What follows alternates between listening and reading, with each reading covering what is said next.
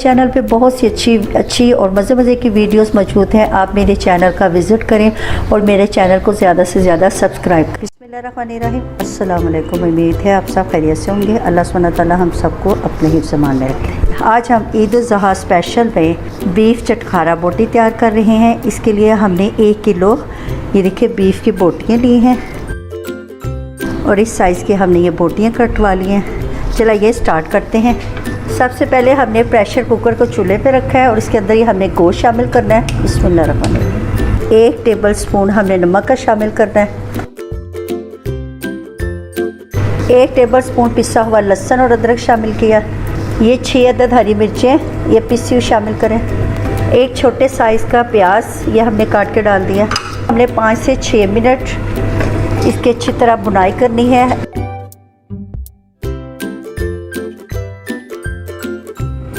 ये गोश्त के अंदर जो पानी निकला है इसको हमने खुश्क कर देना है।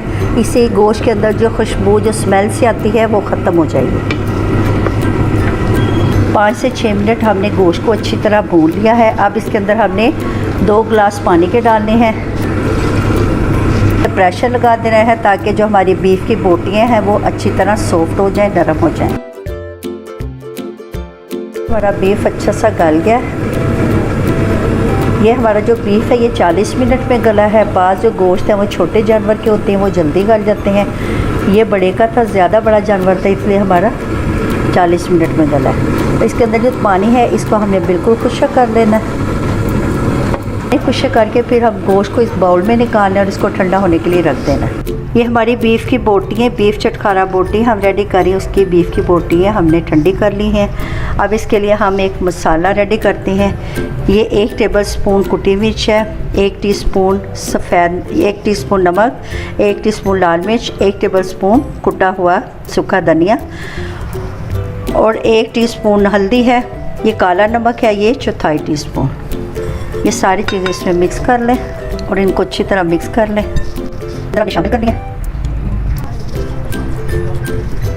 ये अच्छी तरह से सारा मसाला जो है ये ऐसे हाथ के साथ ऐसे अच्छी तरह सारा मिक्स कर लें। 4 टेबल स्पून हमने कॉर्नफ्लोर के डालने हैं। कॉर्नफ्लोर से ये बोटियों में क्रिस्पीपन आएगा। ये अच्छी तरह सारे बोटियों पे लगा लें।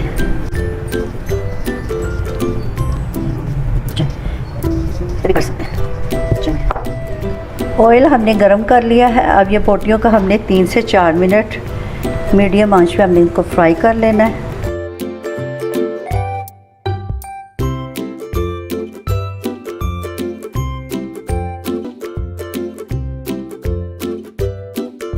तेज़ आंच पे 2 से 3 मिनट हमें इनको फ्राई कर लेना। ये देखिए ये कितना प्यारा सा चटखारा बोटी हमारी रेडी हो रही है। इस बीफ चटखारा बोटी को आप दावतों में भी बना के रख सकते हैं।